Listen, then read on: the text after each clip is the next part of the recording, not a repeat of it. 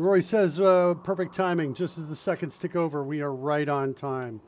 So in case anybody out there is like, where are you guys? You're like 30 seconds late. How you doing, Rory? I'm doing not bad, man. Not bad at all. It's been a good day. All right, excellent. Yeah, so for you, when we started, it's been a good day, and for me, it's morning time. It's like I don't have enough evidence in yet to say whether that's the case or not. But you have no negative evidence either, so it's all good until proven otherwise. Yeah, that's true. I don't know. I would say that the pile of dead ninjas in my bed says otherwise, but you know. Roy said I have no evidence. Yeah, Roy said I had no evidence that my day might not be going well. And so Hugo says, good morning out there. Good morning to you, Hugo. I'm so glad you're with us. Hugo's often giving us excellent suggestions as we're working. Yes, indeed. Speaking of which, let's see if we can get some work done today. Hugo says, good afternoon to you too, Rory. Oh, indeed, Hugo. How are you doing? I hope everything is going swimmingly for you. Yeah, so let's see. Well, I made just a couple changes since the last time. In fact, actually, let's do it live on the stream so you can see the effects right on the stream. I'm going to move over to the die roller test scene. That's going to load things up. Looks like it's loaded already. I noticed, by the way, interestingly, really surprisingly, actually, is that OBS loads the cache faster apparently than Chrome does, and I'm like, wow, whoa. Okay. So one of the things I did is I made these things bigger here because I wanted, these to be pretty obvious what was happening here. So I just did some styling inside the XAML to get this, and then it occurred to me, oh, you know what? There's a cool CodeRushed feature that we can use to make this even better, and I'll show that in a little bit. So if it's advantage, I want to have it just be some sort of highlight, obvious kind of thing. Hey, it's not a normal roll. It's something to get your attention. Yeah. I think I'm going to change this background color a bit, make it more saturated, a little lighter, and disadvantage the same thing right there. Looks like Surly Dev is with us as well. Drone didn't work, though, for Surly Dev. In fact, we don't appear to be on a screen with any of that stuff. Yeah, that's right. Well, because I switched to the 3D dice game right there. And I turned it off the last time we were here because I wanted to be able to see the clock. However, we can turn that on. So anyway, one of the things I added this rogue sneak attack roll, which is here. It's not done yet, but it gives you a sense of what it is. So we'll do that. I'll roll here's the rogue sneak attack roll.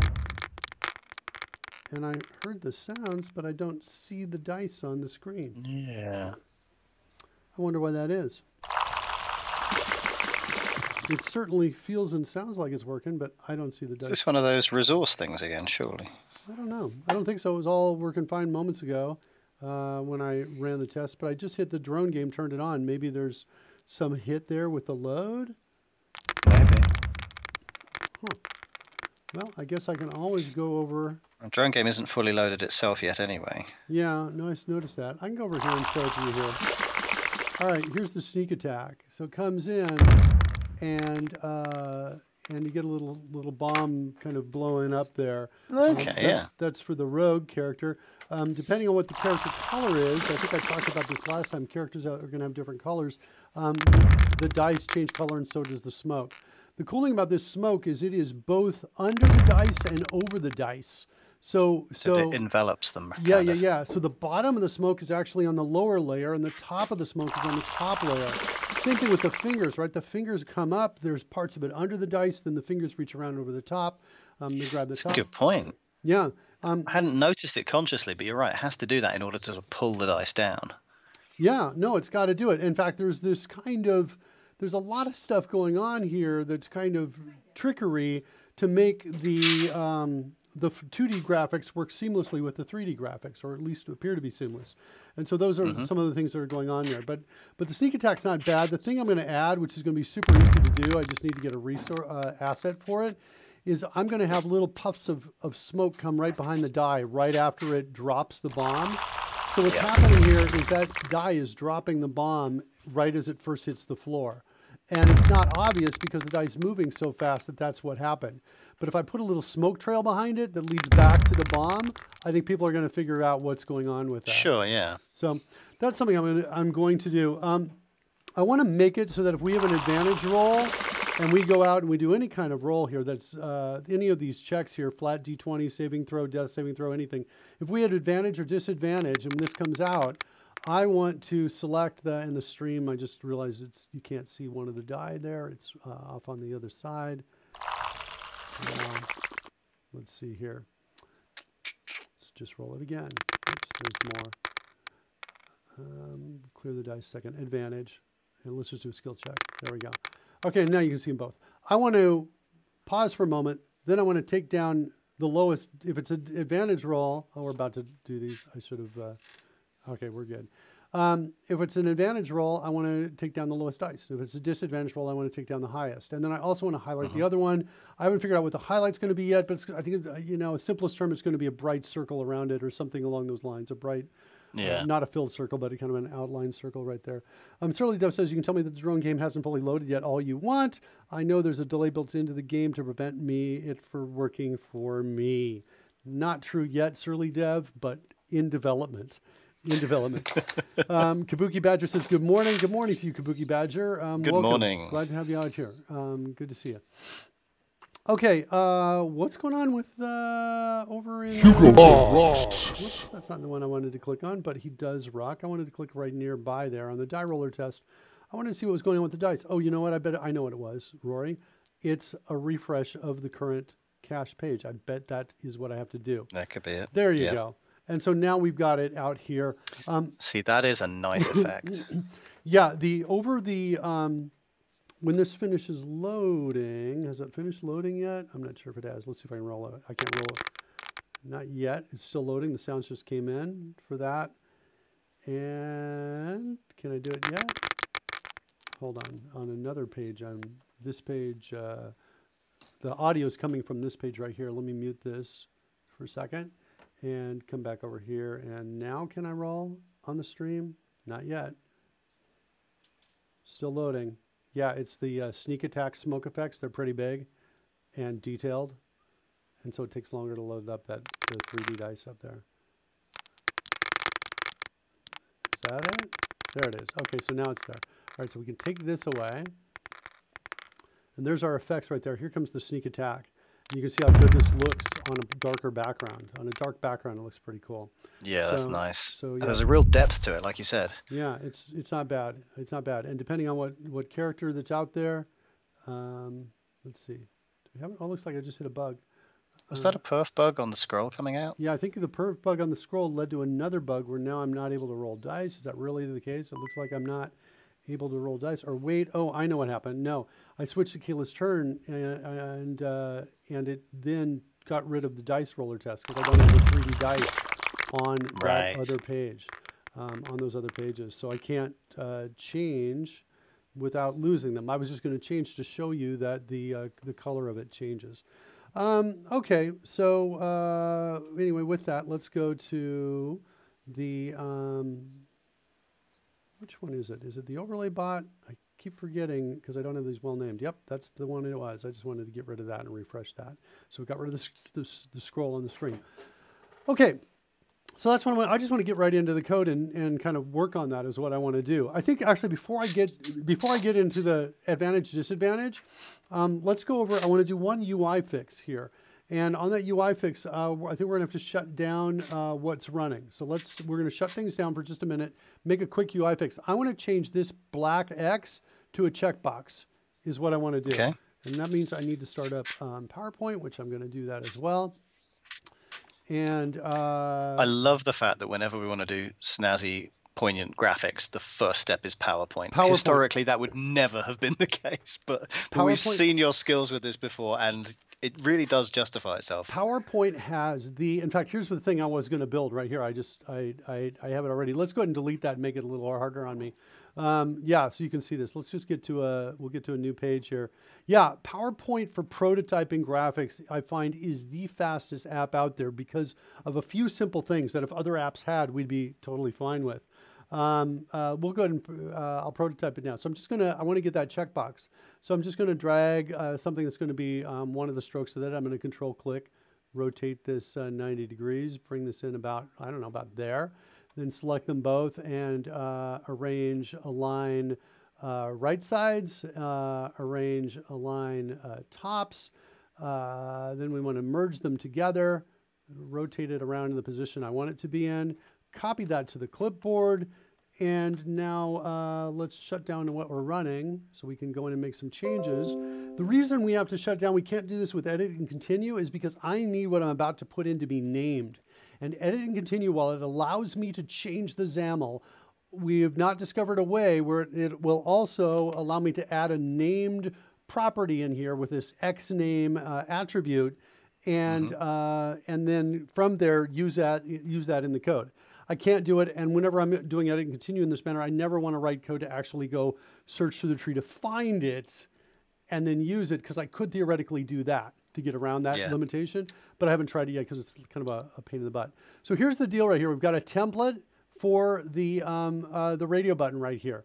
And it's got this special name called radio mark, and when it's checked, radio mark's visibility goes to visible. And so when you see here, and I made some other changes here too, some kind of cool changes here. So what happens is the background on this is normal unless it's checked, in which case I'm just going to grab it from the templated parent's background property. What that means is if we go down and search for advantage right here, and if we look at its properties, notice it's got a background of blue and a foreground of white, but we don't see those here. If I come in here and I say is checked and set that equal to true, you'll see that those kick in right there. Okay? So it's kind of a clever, cheap, fast solution to the problem is kind of what it is. And I'm okay with clever, cheap, and fast sometimes. Yeah. So now I think we got that thing still on the clipboard. I hope we do. So what we want to do is we don't want this anymore. We want something instead. Can I paste? Awesome. So check it out. I just pasted from here into here. I do love that. That's CodeRushed, kids. CodeRushed says, oh, you got a vector on the clipboard, copied from Adobe Illustrator, copied from anything that supports vectors, right? PowerPoint, anything along those lines, and you're pasting it in XAML. I bet I could help you here. And so CodeRushed does this. It gives me a view box, gives me a canvas, converts the data out here, gives me the path data. Pretty killer stuff. All that's left is for me to come in here like this. I'm going to grab this and why not margin as well, and kill that and paste there. And it doesn't look good, but I bet if I rebuild, I mean, do I got a shot at that working?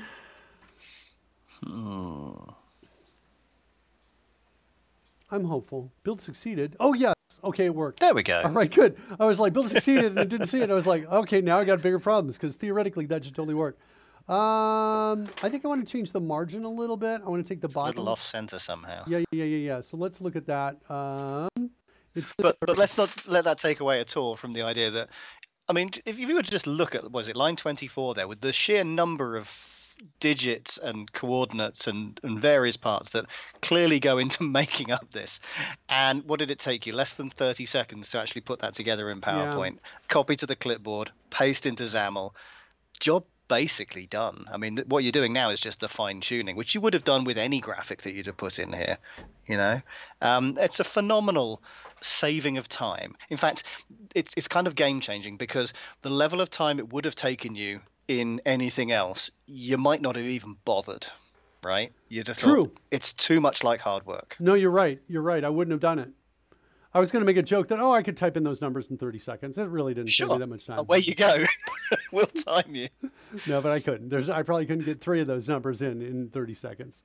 So no, you're right. It is game changing in a small way. I wouldn't claim that this is huge, but it definitely, if you're sitting here, let's look at it now and take a look at it. Yeah, right. Super cool. Right, looks way better than before. Okay, so now I think the rest of the work we can do today is we can use edit and continue and refreshing the browser. So I think we're going to be good here. Whoa, Surly Dev's got some stuff to say over here. Death by PowerPoint. I just created some slides for a 10-minute talk tomorrow on PowerPoint. Created 49 slides, and I don't do PowerPoints as presentations. Yeah, so I used to like have a reputation, I suppose, for the guy who would go to like an hour presentation with like 200 and something slides. And everybody would be like, that's insane, you know, insane. But I would generally make it work because I would create a flip book essentially out of PowerPoint, and I would just hit them real fast. It'd be that kind of thing. I'm kidding. I was writing code this morning for the first time since installing CodeRushed and saw some pretty cool features like the value of properties appearing next to them as I step through the code. That is the debug visualizer. Is what that was. Certainly developer says, well, you could type them in 30 seconds, but I'm pretty sure you couldn't guarantee they were in the right order. Mine are mostly screenshots. Yeah, screenshots go pretty quickly, right? We're just like boom, boom, boom. So that's kind of what my stuff was as well. Okay, so let's bring up the die roller page. There it is right there. That's going to take a while to load. I have some ideas on getting this to load faster, and I have to investigate there was a tool that Hugo suggested the other day for attacking and compressing PNG files. And I definitely want to take a look at that tool and see what we can do with that. Now, okay, so here's what we did. Let's start looking at the die roller code. Now, I haven't looked at this, you know, I almost want to apologize. I've not looked at this code in recently to the point that I know exactly what we need to do here. But I know a couple things. I know that, and we're just going to work our way through here. Roll is wild magic. I know where this is set is an important place. There, that's where it's set. It's an important place in this function called please roll dice. This is what is called when the signal R message comes through and we get it. That's sent from here, and the data in here is the data that's sent is essentially what's on this page here, plus a couple other things. One of the other things I did, you may have noticed, is the die are coming in from, they're coming in from, I'm going to bring back the die roller test up over on the stream again. The die are coming in from two sides now, from the upper left and also the upper right. So they're now coming in from two different sides. Also, while each die has got a random X, Y, and Z velocity and a random X, Y, and Z angular rotation when it first starts, right? Those are bound by constraints based on 3 types of rolls. You got a soft roll, a hard roll, and a medium roll. And so based on those, in other words, if I say that I'm going to do a hard roll, the chances are that some of those dice are going to be moving fast when they come out of there. And so what happens is I have 3 different styles of rolls, but those styles affect all the limits. So if I do, sometimes you'll see a soft roll, like people will do. And I decided to add that just for a sense of realism. So if we do like a couple of these in a row, I'm going to add some, let's bring this up here. Just show a couple on the stream here. Let's do 12 D12. Oh, by the way, yesterday I tried 100 D20 as a stress test on it. And it's a good stress test. It took a long time, but it actually seemed to not break. So I was pretty happy with that. Here, let's do this as a stress test. Let's do 30 D12s, okay, with advantage. And we'll do the attack roll. And I'm not seeing anything. Why am I not seeing anything? Oh, wait. You know, what? No. Although, I should say, we've also not got drones at the moment, even though front screen seems to have loaded. The drones could be up here, but the 3D dice, I forgot, because we restarted it, we've got to refresh the cache of it. I'm pretty sure that's it. I got to hit that button and refresh the cache. So I've still got my 30 D12s. It's going to take a moment for this to go away. When the scroll bars on the right go away, that means it's loaded fully, and I'll be able to hit that button to do that throw with 30 D12s coming out. And we do this a couple times, and you'll start to see what's going on with the different throws, the hard throws and the soft. Here we go. Here it comes. So a little bit of time for the 30 D20s to come up. So I'm going to drop that down so we don't have so many, so you can see. I'm going to turn it into 5. But see what I'm saying? We're not getting it's like, okay, that's a lot for a human, but it's not like we're getting a message that's a lot for the computer. The computer seems to be handling it. So here we go. Here's 5. So those come out immediately right there. That was a softer throw, I think. Let's keep going. It looked a little harder. We've got some bounce going around there. And just see kind of what's going on here with the different kinds of throws. So there's another hard throw. You can see that. So it's simulating what you would expect to see in a game with real people. That's what I'm trying to do here. That's what I'm going for. You definitely see a variety of people. Sort of some of them just drop the dice in the center, and some of them hurl them at the table. Yeah.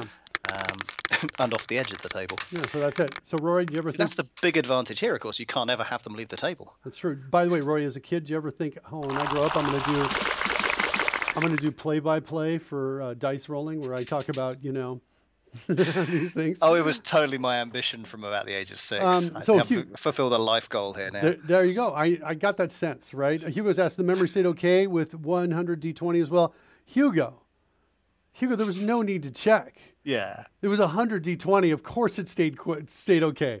I considered checking, but I thought it would be better if I didn't look. I think sometimes you don't want answers to questions, and that was one of those cases. Schrodinger's memory state. Yeah. Okay. It's both absolutely dire and perfect. Yeah. Until you check. Yeah. Well, you asked, will the players get to roll their own dice? Not initially. They won't be able to, and that's why I added this. But when we do get to do it initially, then I will allow then I will use some action like the stroke of the mouse across, you know, the table or something like that to get a sense of direction and speed. However, it's a little tricky because we're dealing in 3D space. I'm going to have to build my walls up higher because right now my walls are high enough for all the rolls within our constraints. But if I go outside those constraints or directions, I could get a dice landing outside the table. It could bounce off the top of a wall or something like that. So I need to make sure that we don't have that problem. So the players, I think, may be able to roll their own dice at some point in the future, but right now it's not the essence of the game, and so I'm going to I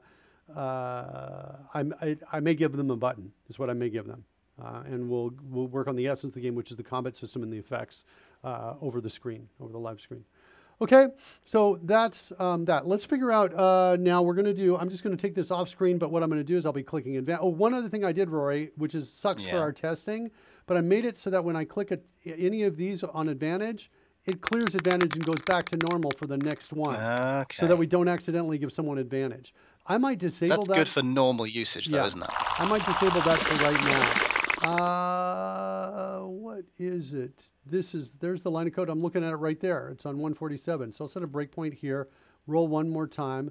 There's our breakpoint. Let's comment this out for now, just so that we can keep it there and our testing is a little faster. Okay, so now we should be able to come in here, clear the dice, attack, and... you almost need a test mode. Piece of the UI. Oh yeah, if test mode. Whoops, I just shook the screen there and lost everything. That's my. I really didn't. I do wonder about that feature. I wonder who actually wants it to work. Yeah. You know, what scenario does that form a particularly useful feature? Yeah. Shake your mouse and everything hides except the thing maybe you're holding. No, I agree with you. It's like, oh, okay, that's happened a few times by mistake. I don't think once I've never done it once. I think I can do it by hitting Windows D to clear everything. Anyway, let me bring a few things up because I got a number of monitors here that I've just lost things that were useful to me during the stream. And I think I got everything back up where it should be. Okay, good. Okay, so now we want to do an advantage roll or a disadvantage roll. And so we got to do something different now in here in the dice roller. Inside Please Roll Dice, this is where we got to kind of figure this out. So here's a line of code here that is related to figuring it out. It is, whoops, hold on. Something on the wrong monitor. I feel like I need 6 monitors, not 4. Rory? I feel like 6 is a good figure. Gonna have to. I would like 6 monitors. Yeah, you know what I'm gonna have to do? I'm gonna have to hit up Express and ask them for a new monitor. That's what I'm gonna do. And you know what they're gonna say? They say, Mark, you can get a new monitor as long as you do a dance battle. It's probably gonna go like that. If I win the dance battle, then I will then I'll get that. I would pay good money to see that. Yeah. So it'd be you and Mahul. There you go. Battle, right? To see who gets next monitor. That's the kind of company I want to work for, by the way, where there's consequences on the line if you don't bring it. Okay. So we got some code here. Dice roll kind is not equal to normal. That means we're waiting for something. I want to save this out, I think, somewhere. Is what I think I want to do. And I think I want to do it like, up near the beginning is what I want to do. I'm debating whether or not I want to just save the whole dice roll data, but I think I'm not going to save it. What type is dice roll kind? It's of type dice roll kind. Cool. And we're going to say the roll kind, maybe call it like that. This roll kind. This roll kind is equal to that. Can I declare that somewhere? No. No, it doesn't want me to do it. All right, fine. I'm just going to grab this. Is that because it's this dot that would need to be? I don't think so, because I'm in global namespace. Oh, you are in somewhere. Yeah, okay. That's where I'm putting it for right now, because, that's kind of where I'm at. Anyway. That's how your dice roll. That's how my dice are rolling, he says. There we go. Boom, boom, boom, boom. Okay. What's going on here? If you can find an Aces Rampage 3 Black Edition MB, it would be appreciated. Really? What is that going to do for me? What is that? I think Will's having hardware issues in that things melted the other day. Oh, no. Oh, okay. Oh, gotcha. Okay, he wants it for him. I thought he wanted it for me, and I was like, how is my monitor going to help you? No, but Hugo suggests that you get 6 monitors, actually get 6 new ones, which will, because it will bother you to have different styles and sizes next to each other. Yeah. So you get 6, and then he suggests you do a giveaway for the old ones. Yeah, maybe. That makes sense, too. I hate, because that's the other thing, is I hate, taking a monitor and what am I doing with that, right? You definitely want to find a home for that because of the of what's going on here. So, oh, look at this. Wait, what's going on here? Look at what I already did. That looks like the line of code I just wrote. Suspicious, eh? That's why I couldn't declare it. Okay, that's awesome. We're already setting it. Look at that. I feel like I'm retracing my footsteps from years ago or months ago, or weeks ago, days ago. All right, so this roll kind looks like it looks like we're already doing it. Are we checking this anywhere? We're not. So it looks like I was already anticipating this. Sometimes I do this, by the way. Yeah, ready to roll. I anticipate, write a little bit of code, and I say, I'll get to that later. All right, so now that's cool. Next, the dice settle. I got to go find where the dice are settling. I feel like that is the wait, hold on. Go back. Waiting for settle is false. First stop time is here. Check still rolling. Waiting for settle. Is that it? Clear before roll. That's maybe not what I wanted. Any dice still rolling. First stop time. What's going on with first stop time? Check still rolling. Yeah, there's got to be something where we're acting on it. I feel like we're still not acting on that yet. Any dice still rolling? Well, I can also search for remove because I know that we eventually remove. Hold on. Remove dice immediately. That's my friend. Dice have stopped rolling. Okay, here we go. Dice have stopped rolling. Boom. That's where we send a message back to the WPF app through SignalR. So dice have stopped rolling, but at this point we also need to send it better data because our data that we're sending actually isn't that great. We only have total damage on it, and at the very least we need to figure out what the score is. Okay. The other thing we need to know is we need the modifier, damage modifier of this roll. Cool, we got that as well. Cool. Okay, so we got the modifier. We also need the threshold, whatever that threshold is. Hold on, let's go back in here. The dice roll kind has also got a hidden threshold. So what happens is sometimes the dungeon master will say roll something, and that hidden threshold is going to say whether you win or lose, right? So if you're doing it's an attack, it'll be the armor class. So it'll be like a 12, for example, will be the hidden threshold. The viewers won't see it, and neither will the the players. So what'll happen is there'll be a hidden threshold, and the players will just see whether they hit it or not. Okay? Yeah. So the hidden threshold, we're going to need to save that as well. It's looking more and more like I should be holding on to this, just the whole thing, I suppose. Hidden threshold. I'm going to still stay with my current pattern here. So there's my hidden threshold. Can I declare this? There we go. Only as a local, though. That wasn't very exciting at all, what it gave me. That's not, it's a number, right? It's the number. So let's go up here and use CodeRushed and type in VN and spacebar, paste it in there. There's our hidden threshold. I guess I'll initialize to 0 right there. What's going on in the chat room, Roy? I see some motion in my peripheral vision over here. There's a lot of discussion over shipping for various products from Amazon, whether you're in a one zone or another. I'm not sure it's strictly relevant to what we're doing. Yeah.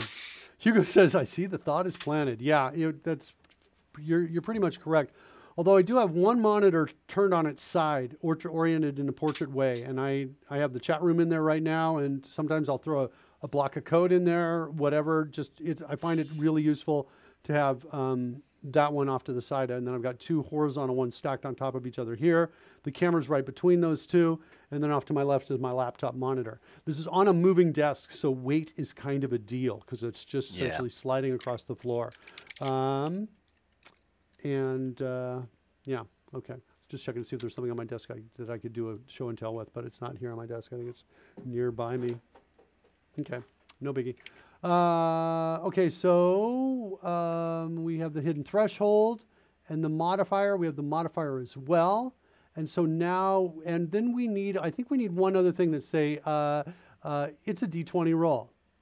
It's a D20 roll because there are some rolls that are not. And so we're going to set that equal to true. I'm going to copy that clipboard, drop a marker right here, go back up into the top, type in VB, space, paste that in, equals F space like that.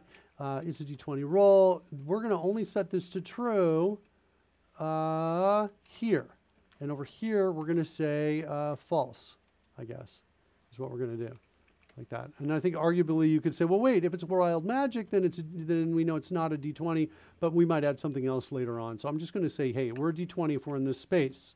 Okay? Yep. So now let's hit escape to jump back, see where we were. See if we dropped a marker in that one spot where I wanted to be. Dice have stopped rolling. There it is right there. So now we will need to get a couple more things in here. We need to say, okay, if it's a D20 roll and the roll kind, what is it? This roll kind? Is that what it is? Is that what, I forget which one it is. I've got a roll kind. I can't remember. Roll We've got type. the kind and type. Yeah. That it is. Yeah, and it's in this roll kind is not equal to normal. Then we need to remove one of the die. Is what we need to do here. Hold on. Remove. Also, Roy, note the time. Just send me a reminder on this. This is. I need to talk to the devs about this. This B template here doesn't invoke formatting, right? Like that, like it should. It should do that and give me the space, put the caret there, but it doesn't. It's bugging me, and I want the devs to prioritize that for the next. Fair enough. The next sprint. Okay. Okay. So remove. Remove one of the die.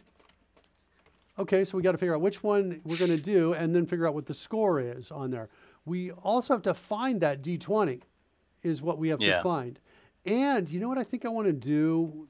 I just dropped a marker here on the 4 right here. We'll come back here a second. I want to go back to where we build that die, back in that please roll dice piece right here. And I want to, when we create the D20s right here, these are the D20s we create. I want to say die is D20 here, because we could check other ways, but I want to say, yeah, this is true here is what I want to do. And because we could also potentially, as part of my damage, theoretically throw D20 as well. And so I might have multiples out there, but the 2 or the 1 that I'm throwing here that are not the damage dice, these are the ones I want to mark because these are the ones I need to check later. Okay? So that's kind of what I'm doing there. So that's that. Let's jump back to our for loop. Now this is if we're going to show the text values. But you know what? We're calculating the damage here only if we show the text values. So I actually want to move that around a bit. Let me just put that in a comment for a second. And I think I can get rid of this down here. And this is where this is essentially if we want to show the text values here. Right like that. No. There we go. If show text values. If it's a damaged dice.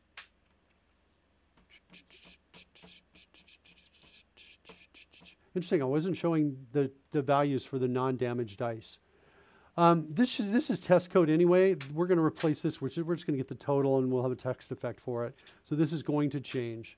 All right. So next I want to come down here and I want to say, hey, if die is D20 right here and it's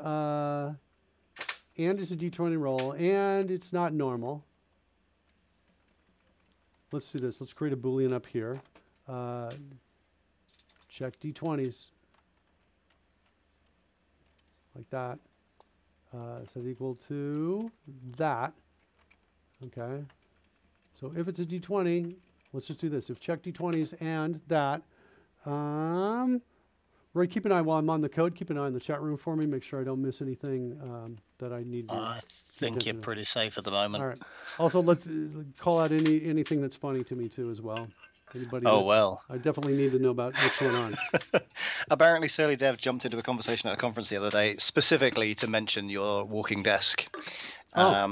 He suggests that this is it's good to spread the Miller around. I can't believe they've never heard of him. Apparently, they were serious devs, but no. Yeah, it's great. The walking desk is good. It is. I'm a huge fan of efficiency, so it nails that, right? I can work and get some exercise at the same time. Solves the if you sit for long periods of time, you die early problem. It's a little scary. And it is scary. It's like and I'm like, I feel I need to stand up now. Yeah, no, you got to move around. You got to do it. Okay. All right. So we're going to check. I have no idea what I'm going to write yet, so I'm stalling for time clearly. Okay. So we're going to say if it's a D20. We need to find the biggest or the smallest. Oh, I know what we can do. Let's do this. Let's change this to a let. Let's create a new number here. And we're going to call this the D20 roll. Like that. Okay. And let's set it equal to -1. I feel the code coming on. So now we're going to do this. We're going to say, hey, if this is equal to -1, then we're saying the D20 roll is equal to, and then I got to get the screen, the top number. Where's my top number? Right there. It's coming down below. All right, so let's move this code down below. Right here. We're going to say, hey, if check D20 is dies 20, if the roll is that, then flat out you win and you get the top number. Okay, yep. Like that. Else, okay, now we need to see what kind of roll we're on here. So we're saying if this roll kind equals dice roll kind dot advantage, then we want to find the highest number, right? So then that means we're going to say, there it is again. It bugs me. Yeah, it's bugging me. It is slightly annoying, isn't it? No, it's beyond that for me. And it distracts each time as well. That's the trouble. Yeah. So if now my D20 roll is less than the top number, then I want to assign them because we're going for advantage. Okay? We agree? Sure. You don't agree? You could agree or not. You get to choose. Well, I get to choose if I agree or not.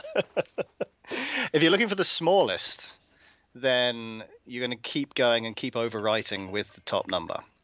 So you're going to give an advantage by selecting the smallest one, and that'll be your nominated thing to remove. So yes. All right, good. I think that's correct. The chat room is on fire!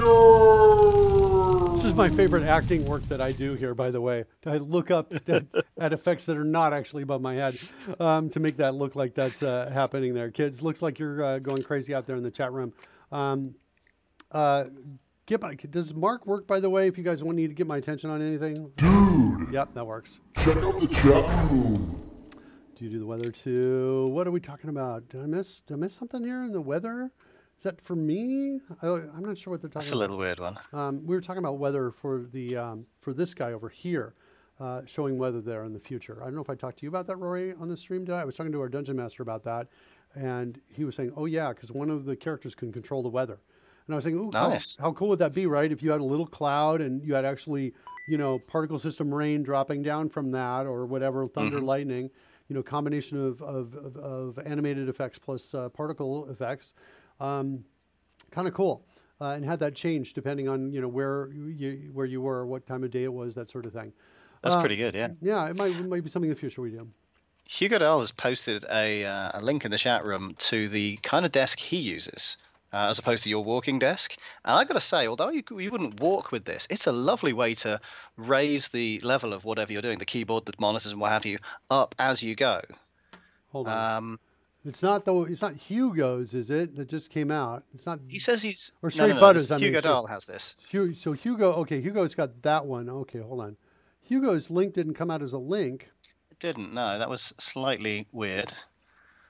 But it's a very desk. All right, so I'm just copying that and pasting that in. Let's bring that up and we'll take a look at that. Turns any desk into a sentence. Oh yeah, I looked into this. And you have this, Hugo. I looked into this and ultimately concluded that I could not make it work. Also, I find, so by the way, I can do standing here as well, right? I just push forward and I stand straight up, and I you know, the treadmill's not on. And I find standing's okay, but I find that walking, I can only do standing so long, but walking I can do longer. And so, interesting. So yeah, I don't remember why I disqualified this though, but I remember I looked hard at this. And I think it was ultimately, I wonder if it was the height that it was limited in terms of its height that it could go to. And I needed it to get higher, right? The distance for me, from my top monitor to my keyboard is about 1/2 meter, or about 1.5 feet is what it is. About a little more than that, close to 2 feet.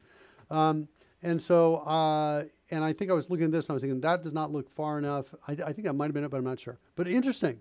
The other thing about it is I can't quite see how the mechanism works, but it looks as if when it's lowered, it would be further back on the desk. So it's kind of like doing this effective Z angle, so it comes closer to you as it raises up. I think, I'm not sure. I think the monitors might go further away, actually. I'm not sure, though, actually. It'd be interesting if everything just goes straight up and down. It actually might. It looks like it's got those kind of, the kind of the Z or the cross, the X kind of thing with the supports. So so when I've seen that, you tend to, whatever's on the other side tends to keep its same angle, and so I have a feeling, I don't know. I think it's going to go along the line of the it's about 40 to 60, 50 centimeters back to front. Surly Dev says he has to put a foot on a chair if he stands still for too long. I'm totally with you on that. I'm totally with you. And then this link came up from Straight Butter. Had this at home with a crank on it. Yeah, the cool thing about the crank is you're actually getting exercise between you're moving your body in a way you otherwise wouldn't do it. Listen, just don't sit still for your entire life, otherwise it will be short. That's the message here, kids. All right, so if roll kind is nice, good job. There. Now we want to check to see if roll kind is equal to disadvantage, which it almost assuredly will always be that case unless we come up with another roll kind. But if that's the case, now we want to say, hey, if my D20 roll is greater than the top number on this one, then now we get the lower number. The other thing I think we need to do is we need to mark the other die for removal. Is what we have to do. I think. And so what I think I need is this. I need to capture the index of the one to be removed. Yeah, so I'm going to type in LY to do a let of type any right there. And now I'm going to say I want something that says this die. Do I need that? No, I don't. I need the other die. Other die. No, no, no, I do. I'm going to need both, I think. Wait. I definitely need another die, for sure. So other die, let's set that equal to null, like that. Okay, good. Now, if we don't need to worry about other die here, but we do have to worry about it here, okay? And we need to remove this die right here. So other die is the die that is going to be removed. Yes. And then what happens when we get to the end of this, we're going to say, hey, guess what? Other die is equal to die. Like that. That's what we're going to do. And so we need to now remove the other die. I think, I'm going to set a marker here. I think I got something in here. Do I have anything in here like remove die effects? I want to look only inside of this. Remove remaining dice. Well, I guess we could go there. Let's go to remove remaining dice. And what do I got in here? This is going to do some special effect for it. Okay, so this code here was essentially test demo code 2. This is the code that pulls up and grabs everything and pulls it away. It's essentially there to test the effects to make sure the visuals are there. That's kind of, we need a portion of this code is what we need. Remove die effects. This is any other existing effects. So if we're doing a second roll really quickly after the first roll, we'll want to get rid of any of the effects from the previous set before we start this. Exactly. I don't need that. Basically, I think I need what's in the for loop is what I think I need. And let's see if I can just take it and do a nice clean extract. A nice clean extract. I'm hitting the CodeRushed key. I'm hitting the Visual Studio key, not even giving me that as an option. Did I not select the right thing? Let's use selection increase. And what did we get this time? To there. Oh, okay. Again. And again. So it's interesting. If the expansion of selection is going up, that's great because that's what you want. However, your focus is being stuck at the bottom at the end of the selection. I'm not exactly sure how to solve that. All right, now let's try to hit the CodeRushed key. Still nothing happening. And nothing happening when I hit the Visual Studio either to get that to get that extracted. Oh no, it just took a while. Holy cow. Okay. That was a little while, wasn't it? Yeah. Let's not to inner function, but to global function, global scope. So we've done that. And now we're going to call this remove die is what we're going to do here. So remove die like that. Oh, and it's an index. Ooh, oh, nobody likes that. All right, so let's do this. We want to pass in die instead. Let's change this to die, like that.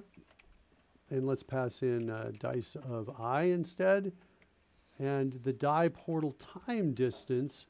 This is interesting. So what's going on here is when we remove, you'll notice that the hands don't all come up at the same time. This is the distance in time between the last effect and this one. So what happens is you get this ba ba ba ba ba ba ba, and it's this kind of random, but it feels like it's got meaning, and it's definitely not a where they all go at once. And so that's kind of what's going on there. Let's look at what's going on. So wait, why? That's a weird thing. We really don't need, so what's going on here? Guess what? That extract method just broke code. I am contending because this number is, whatever changes happen inside here are not coming back out. So that is not good. That means we need to fix that. I'm glad we checked that. And we need to, oh, we're returning it. Excellent. Hold on. Did it not break code? It did not break code. It did not break code because it's being passed in, but it's being returned out via the return value. Right, so, yeah. I'm good. I'm happy now, all of a sudden. I was concerned, and now I'm not. Okay, so good. So time portal distance is there. There's a remove dice right there. Why watched Mark's session on Codebase Alpha yesterday. Looks awesome. Oh, okay, cool. Thanks, Straight Butter. Surly Dev's been sat watching all the tooltips and various features that are popping out of CodeRush. He feels like it's really awesome. Can you get them a link to the feature of the week playlist and stick that out in the chat? Well, I think that's already just been posted out there. Hugo Dahl has there it is. mentioned CodeRush tips of the week. Oh, a nice pre-built playlist for you. Hugo Raw. And apparently features 2 quirky but lovable scamps. I can't imagine who they might be. I think I'm going to say this first time I've ever been called a scamp. Okay, so remove die is here. Let's see what's going on in remove die, if there's anything else we need to do. Now, there's some test code here, right here, which is the effect override, right? What's going on here? This says what effect to use. And then there's a lot of code in here, which I really wasn't so happy about here. This was great for testing, but now that we're moving past testing, we're going to have to fix this. I'm going to, for now, set effect override to something, and then we're going to just do it, and then we're going to fix this code, is what we're going to do. So I've got remove die. Let's hit escape. Let's hit escape. Let's hit escape. Let's hit escape. Here we are back over here. So now we're going to say remove die, and we're going to say the die we're going to remove is the other die. The portal time distance we're going to say is 0. We want that to happen now. And we're going to say the effect override is equal to, where is effect override here? There it is right there. Whoops. Let's go back up. Look, note the time, Rory. Something was on screen, and I hit escape, and it picked up the marker instead. Note the time. I want to carefully look at that. What was that just happened? I did a search for effect override, and there was something to the right over here of hand grab, and I hit escape. I want to see what happened there. Okay? Thanks. Yep. All right. So we're going to say the effect override. I'm tired of that. Let's do the, well, actually, hand grab actually does make sense for this one. Or let's do the portal. So we're going to do a portal. Okay? And we're going to remove that other die. And I'm hating this code already right here because it's stupid to be using this global variable and setting it and then copying the code. It sucks. I will fix this, but for now, I'm just going to put a little comment out here that hate this. Okay, that's probably a strong word. This is a family show, so maybe I should ease that up again. How about fix this? Strongly dislike. Fix this. Let's do that. It's a family show for kids' sake. Okay, all right, so there's my effect override. Then I'm removing the die, the other die. It should happen immediately. The die roll is now equal to the top number, so we're good there. We've now got figured out our D20 roll. And we're setting other die to that. Then now we can check to see if we've succeeded or not in this, right? Now at this point, I don't think we need this anymore. This code that we started with, remove one of the die. That's happened already. Yeah. So now, though, I can come down here, use that OO template here, which is really useful. And I can say, well, there's my D20 roll back there. I guess we can send that back. We said sending the damage back. What's really most interesting is whether it's a hit or a miss, right? So let's create a new Boolean here. So LB for a let Boolean. And I'm going to say this is going to be our... this is going to be success, is what I'm going to call that, like that. And that's going to be equal to my D20 roll plus my modifier. What do I got in here? Damage modifier, this roll. This should be called attack modifier, this roll.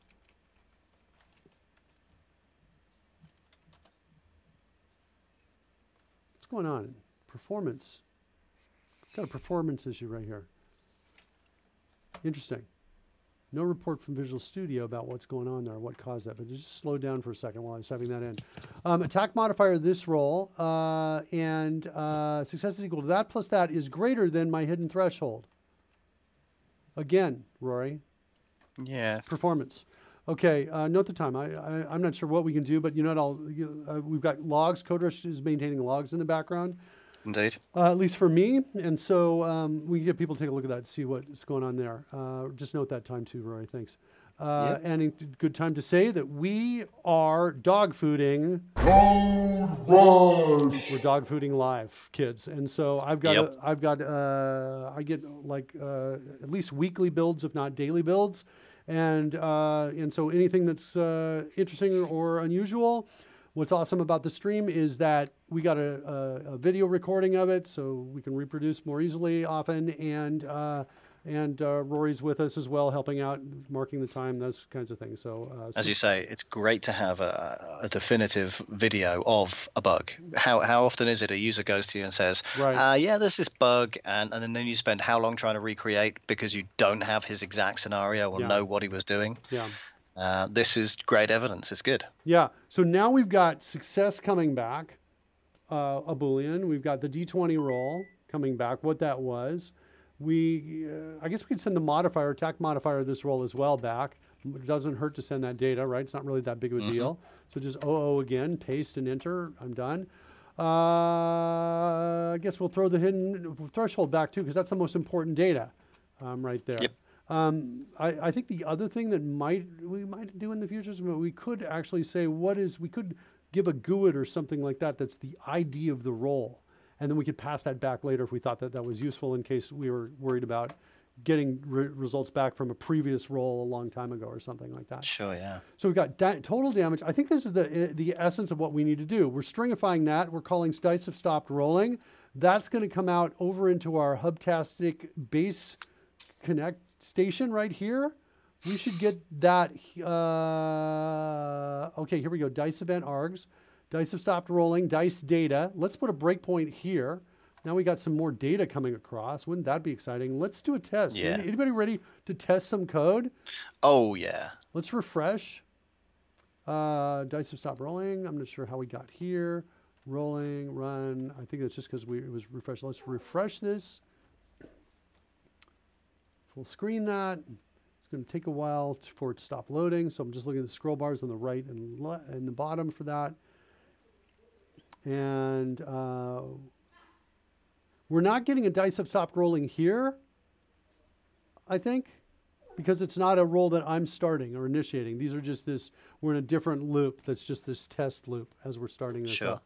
This is where we're rolling the dice while it's loading this out. Okay, here we go. Dice have stopped rolling. Null coming back in. That's expected. That means signal R is also there. Whoops, let's keep the breakpoint. Run it. All right, now let's roll R's. So there's a saving throw. So I've just done that. We've got 2 14s, and we should get why did we not get the dice to stop rolling? Oh, we did. Okay, great. But null, that doesn't make sense. Ooh, I'm hitting run. Good. Oh, there we go. So the null is, I think, from the other place. I think we still had an extra one of those in there. So now we got the dice data coming in here. Let's go look at set dice data. Let's see what we got here. And I got a dog in the room that doesn't want to be in the room, apparently. Dice data. I thought we had, here we go. We need to JSON deserialize this. So we're maintaining the string at the moment. Yeah, that's what we need to do. JSON dot, no, what is it? Is this right? I think I need to just. You need a using, perhaps. It's maybe not JSON though. It's Newtonsoft? Yeah, I think you're right in there. But am I Newtonsoft? Okay, there we go. JSON. I just had the case wrong. Okay, cool. And then it is it deserialize? DE? No. No, maybe not. Serialization? Huh. Gosh, I'm just totally. Serialization is just a namespace. So is it in there and is it deserialize? You think here? Maybe. No, I'm not getting it there. No, all right, let's go. We must have examples of this elsewhere. I know. I'm going to have to do that. So I'm going to look for Newtonsoft throughout my solution, and here we go. Let's grab this and look for JSON.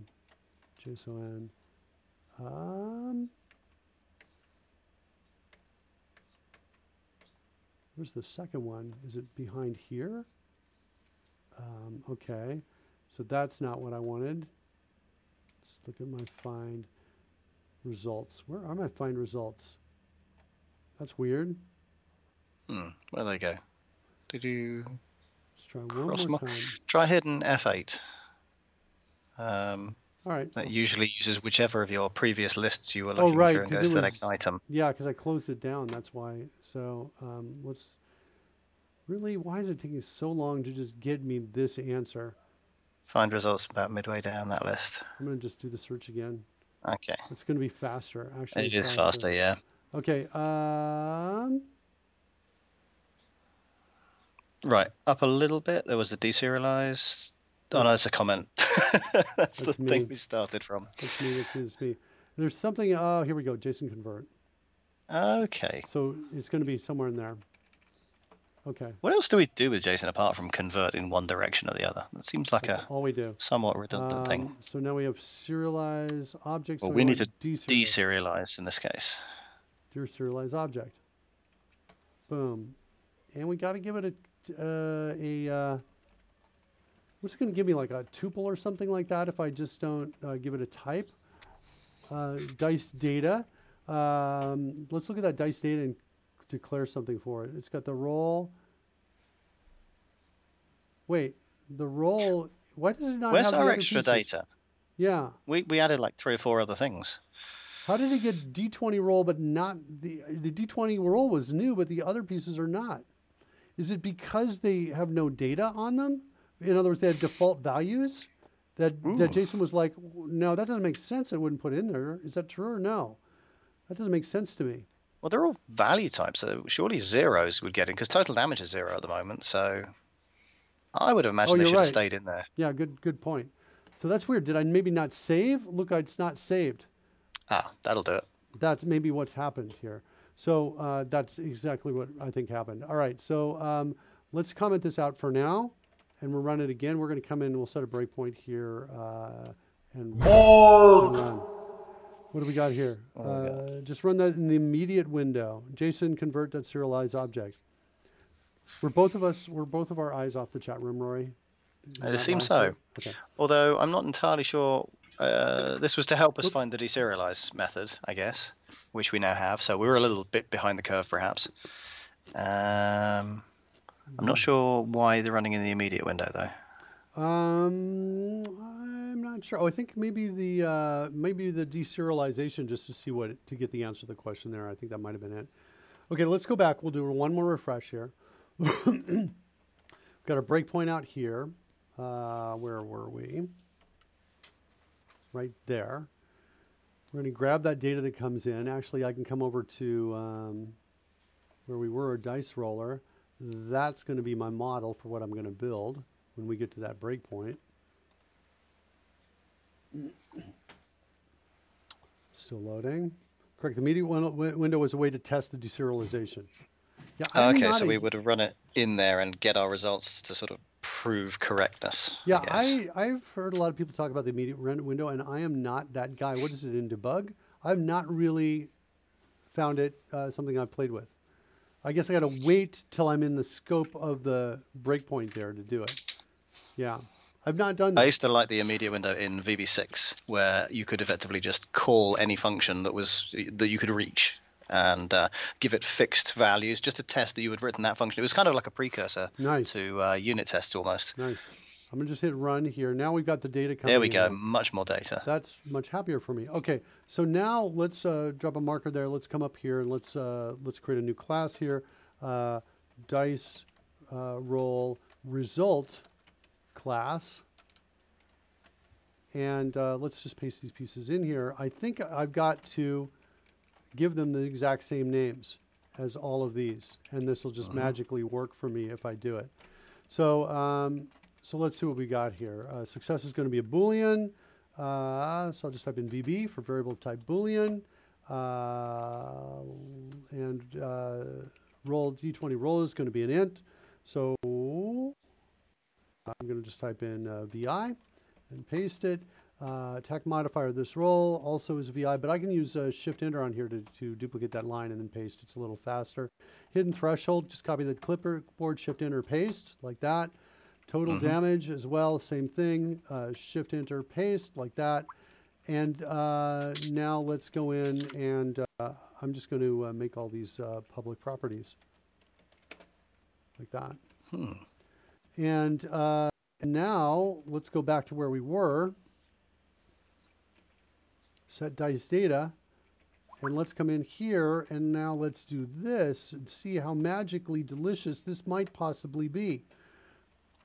Okay. Do you know that phrase, magically delicious? Have you ever heard that before, Rory, or no? I have, but I can't think where I heard it. It is it's a commercial that I think plays in the States for Lucky Charms. And That's it. Yeah, I think that made it over here too. They're magically it's a little delicious. while back now. All right, let's see what happens with my F10. And let's see, go into there, dice roll result. We got a -1 on your D20 roll. Everything else was yucky, gross. Okay, so let's do this now. Let's. I want to make this. Let's widen the scope of this. So CodeRushed, widen scope, promote to field. That's going to take it out, put it up in a field location for the class. I'll pop it up right there. Then I should be able to also, let's see if CodeRushed can give me this. This would be awesome. No, it's not giving it to me here. I want CodeRushed to give me encapsulate property. Not encapsulate field, but encapsulate property, Rory. Yeah. Because it's not a property? Hold on. Let's go change this to a property for a second here. I think I just need to get a set at the end of this, right? Get and a set. Is that it? I don't do these by hand, so let me just do one up here to look at it. Yep, that's what it looks like. So that's the only difference there. No semicolon at the end, like that. So, oh, geez, look, it really didn't like that? Come on. Come on. That made me mad. Edit and continue, didn't like that. I just built this a second ago. Yeah, I think that's a problem. All right, so it's kind of annoying, yeah. So at the very least, we're going to just do this, and we'll encapsulate that as a field. We'll do that for now, at least. Encapsulate field, like that. And so we've got at least the dice roll result there in the dice event args. Okay. So now we set whether it's a success or not. The dice data is there. Fine. I can live with that. And then dice event args set data. I'm just going to hit run. And this sometimes happens if we're in long breakpoints and somebody joins us. So welcome, Johnny Nibbles. Let's see what's going on. Are we able to roll an advantage roll or not? So I've got basically the buttons I've got here are advantage. I've got some D12s I'm rolling. Hidden threshold is 12. So I'm going to just run an attack on that and see what happens. Nothing. Oh, because we're still loading. You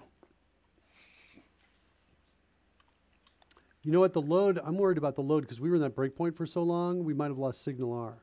That's true. Yeah, we did. We lost it. So let's refresh.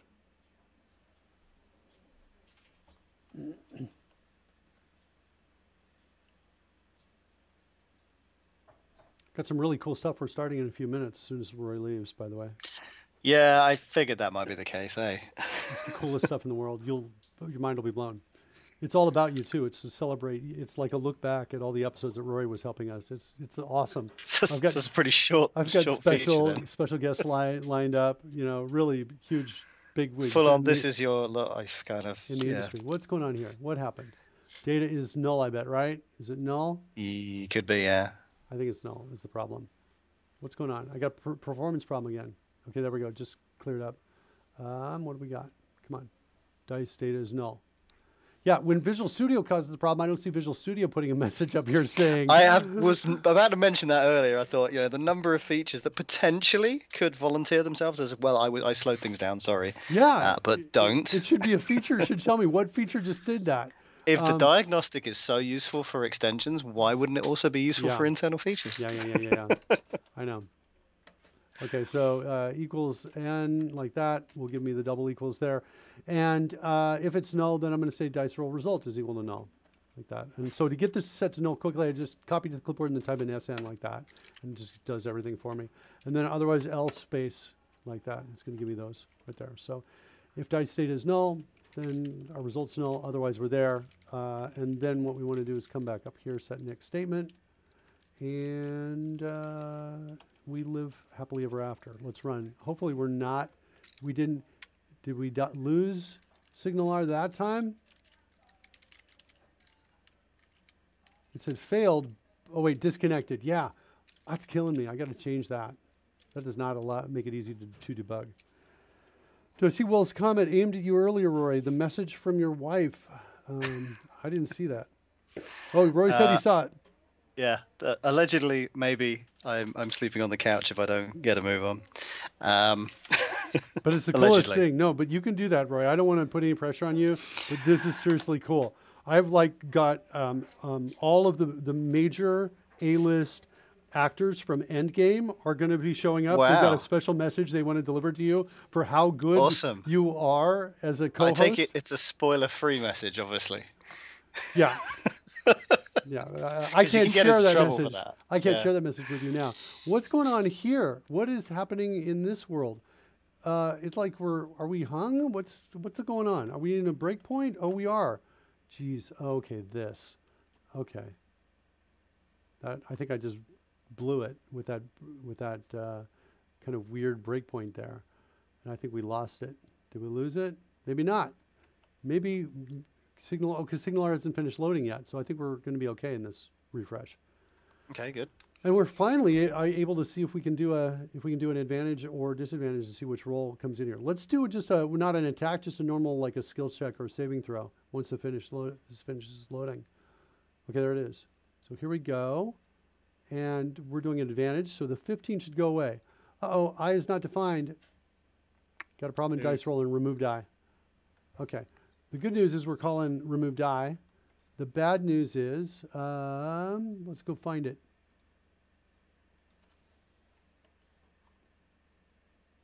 There it is right there. Remove dice. Die. Yeah, anytime I see dice of that inside this function, I want to replace it. There we go. There. Let's do a search and replace. Let's just grab the whole function here. So here, selection increase, Control H, and then we're looking for that, replacing with that, replace all in the selection. Okay, good. Save. Come back over here, refresh. Yeah, also like the Queen and all the royal family, they were going to knight you. I don't know if that's meaningful to you or not, over there. Nah. Okay. Well, all right, I'll tell them. I'll tell the Queen. I'll be actually, that's just put me off staying. What'd you say? That's put me off staying. some responsibility there, I guess we're that'd be too bad. Surly Dove says the drones aren't working. Surly Dove really wants to get a drone flying. I'm stunned we haven't had a Game of Drones reference of some description so far. Oh, that's awesome. I didn't even think of that. Game of Drones. Okay, we are loaded. Let's try a skill check. Here comes. This is an advantage, so the 2 should go away. Did not happen. That makes me sad. What do we got in the console window? Okay. And then whatever, Stinky Fumes comes in. Why didn't that go away? There must be something else going on here. Oh, I think I know what it is. Remove die. So remove die doesn't actually remove it. It just puts it on a list of special dice or scaling dice, things like that. Those things are all done later. Scale falling dice. Check still rolling. This is happening in update physics. So there should be something happening there. Debugger break. Hold on. Let's run it. Don't want to stay in the breakpoint too long. Bricky just joined us. Hey, Bricky. Welcome. All right. Scale falling dice. It should scale. If we're adding it to it. Hold on. We said portal. Portal effect has a scale in it. Right? Scaling dice.add. Yeah, this is just crappy code here. Just crappy test code that just kind of evolved and needs to be all cleaned up. All right, let's just set a breakpoint inside of remove die. Let's do that. Let's roll again. See what we got here. Skill check. Rolled right off behind what we wanted to see. And am I in my breakpoint? I'm in my breakpoint. I'm going to run it. I want to roll it again so I can see it. Oh, okay. Well, there we got something. Hold on. Let's do another skill check. Here comes a skill check. It's advantage again. So the 1 we expect to move away. So what do we got here? We got a D20 that's coming in here. Yep. Anything else in here that is of value to us? Okay. I'm looking for an indication of what die number it is, but I don't know if it's any of the properties here are going to give us that value on it. We're going to have to make a call on it. Okay. So we're portal. That's what we're expecting. Yeah, this is how bad the code is. I don't want to run through this. That's how bad it is. Let's see. We're going to special push. I'm going to just clear this a second and run it. Allow it to run a second. Because I am seeing, oh, now look at that. Hang on, something did vanish. The one state. But it was the wrong one. Let's roll again. Let's see what happens. 7 and a 14. Nothing happens. Nothing happens. The clear dice is about to happen now. There's the clear dice. And then it executes. So there's got to be some state thing that's saying whether we should pull that out or not. I think that's what's going on. So let's go see what's going on here. Remove die effects. Dice remove time. That might be the piece that we're dealing with. Yeah. I think that might be the piece that we're dealing with. That might be what we have to do when we call remove die. So I'm going to do this just to try it. And we'll see how that works.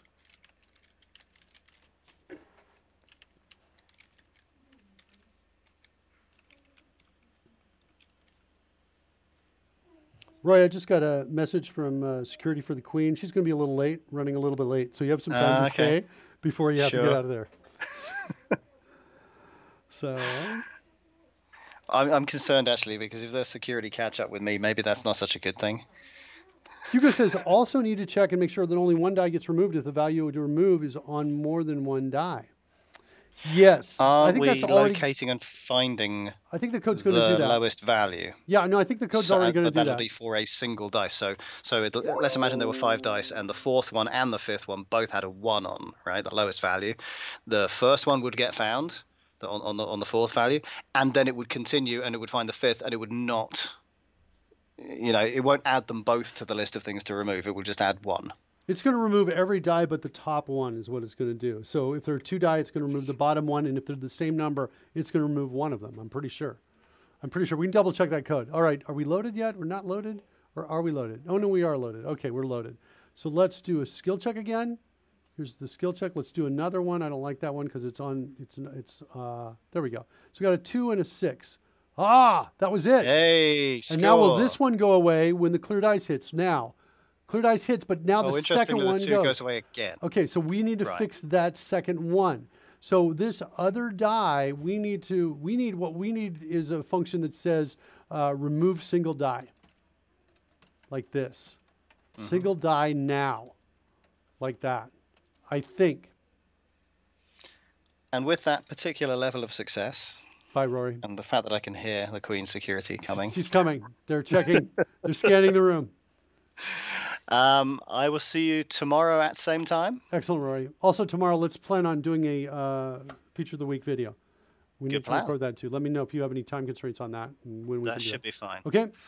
Okay. All right, buddy. We'll catch you tomorrow. Take care. Thanks so much, Rory. All right, Rory's gone, guys. Thanks so much, Rory. Rory, definitely a huge help here while we're going through this. Let me keep my eyes on the chat room here. Need to check to make sure that only one. Yeah, we got that. Did she stop to pet some corgis on the way? I think that's what.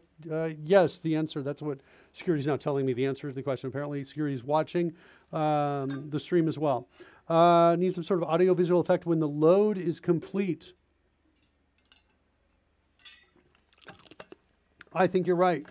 We need something like that. We're going to work on text effects soon, probably tomorrow. So we can build something in there like that. We can. How will I know when the load is complete? I don't think I know. D3 Silent just jumped in, yeah, I think we need to restart this. That's why we're getting the breakpoints over here. Okay, dice remove time. D3 Silent, by the way, probably wanted to come in and lurk and just had their name show up in a breakpoint. Apologies for that. That might be happening for a little bit here until we restart. Okay, dice remove time. I wanted to go see what was going on here with this. Portal open time is equal to dice remove time. Start fall time is equal to dice remove time. Okay, guess what I'm going to do? I am going to do this. I am not going to do that. I am going to be, so to remove die, remove die. I just want to see where I'm setting it. I'm setting it before I call remove die here and here. I'm setting it before I call remove die here. Those are the only places I'm setting it. So guess what I'm going to do? I'm going to get rid of this die remove time, and instead on, I think, die object, I'm going to add a property called remove time. This is one of the things I actually like about JavaScript, the ability to take other people's objects out there, other people's classes, and augment them effortlessly. So I'm going to do that. So let's go back to die remove time, find out where, find out where else it is. Find out where else it is. Okay, so there. So this is going to be die object.remove time as well. Here, instead of setting it here, I'm going to do it in remove die. And so I'm going to come down in here, and I'm going to say die object.remove time is equal to pfn. Gives me performance.now. And let me get a semicolon there. Let's format this. Okay, so now we got the remove time in there. Let's see where else remove time is being used. Again, we're going to use die object.remove time here. Like that. Oops, not sir, because you won't be around to be knighted, says Hugo. I think it's incidental, Surly Dev. I think he drinks from it so much that the paint from the bottle has rubbed off on the stash. Or maybe he kisses the top back of Karen's head after she has dyed her hair, says Surly Dev. Careful. All right, Conky is in with us. Welcome, Conky. I really hope we don't get raided because I'm going to have to, if we get another breakpoint, I'm going to comment out that. I don't know if I can do that or not. I think Visual Studio doesn't let me modify exception blocks inside of this. I have to do some other code changes. All right, back over to where we were. We were in dice remove time, and now guess what? We're totally using it in a place we don't need it anymore, so I can kill it there. Kill it there. Hit escape to jump back. Kill it there. Hit escape to jump back. It looks like, let me undo that last one here. Let's go to there, and now delete that and escape to get back out there. And now I think we're done. Tab, tab, tab, tab, tab. Nothing's happening there. So the dice remove time is now done. What about dice settle time? Anything I need to worry about? Dice settle time, guess what? Not even using it at all. I thought I might need it. I'm going to kill it for now. That's what I'm going to do. All right, so now we've got the remove time, I think is going to work. Now, the other thing we have to do, remove single die now, is we've got to take it off of our main list. We've got to remove it from our list. So we're going to do this. We're going to say other die. Whoops. Paste it there. Do the same thing up here. And we're going to declare that. I'm pretty sure all of this code was the same. Whoops, I took one thing out here that I didn't want to take. The D20 is equal to top number. That's super important. And the same thing here. Okay, and then we're going to come in and we're going to say remove single die now. Let's declare that. Really, I can't declare it? All right, fine. Let's get out of here. Function remove die. Whoops. Breakpoint. Let's see if I can get out of this. I think I can do it by doing this. I set a breakpoint here. Come on, run. Oh, shoot. Edit. What's my change? There we go. Okay, sorry. Set a breakpoint here. Not there. There is where I want my breakpoint. Come on, clear. All right. Up.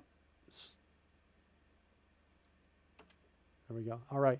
Now, I think the way out of this is to, wait, hold on one thing. I want to write this code over here, get it off the clipboard, copy that, comment this out, come up in here, and do this, and I think that fixes it. I can't modify when I'm in it, but I can modify, I guess, when I'm outside it.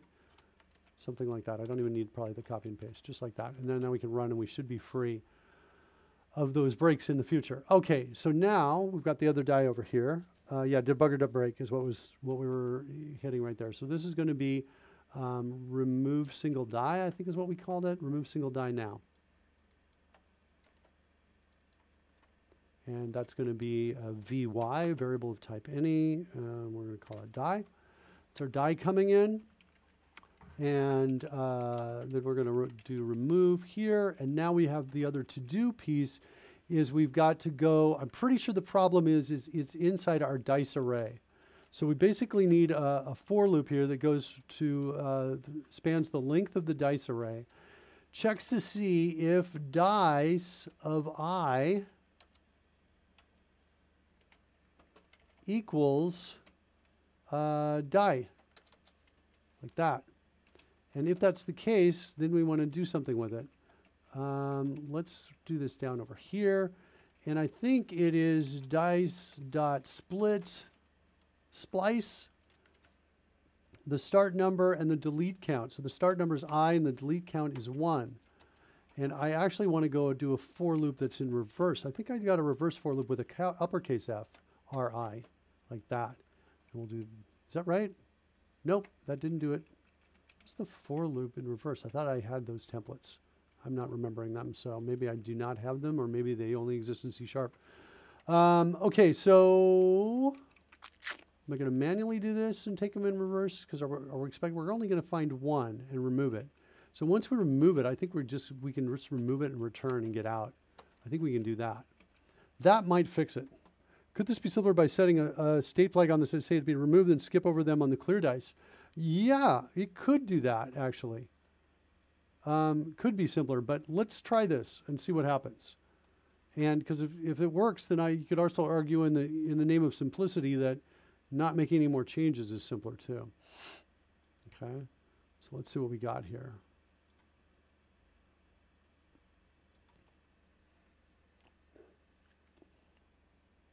Hugo says agreed. Yeah, I think the other thing too, the reason I'm pushing in this direction, Hugo, is because I have this anxiety about leaving things around when I don't need them.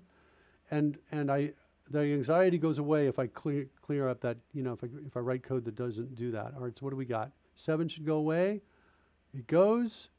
The 19 should stay. Clear dice is about to go. I move away and there it goes. And we only got 1. I think that fixed it. And that feels like we fixed it. So that's an advantage. Let's do a disadvantage roll. Let's do a saving throw like that. There's our saving throw. So now the 15 should go and the 2 is left. Excellent. And now the 2 goes away.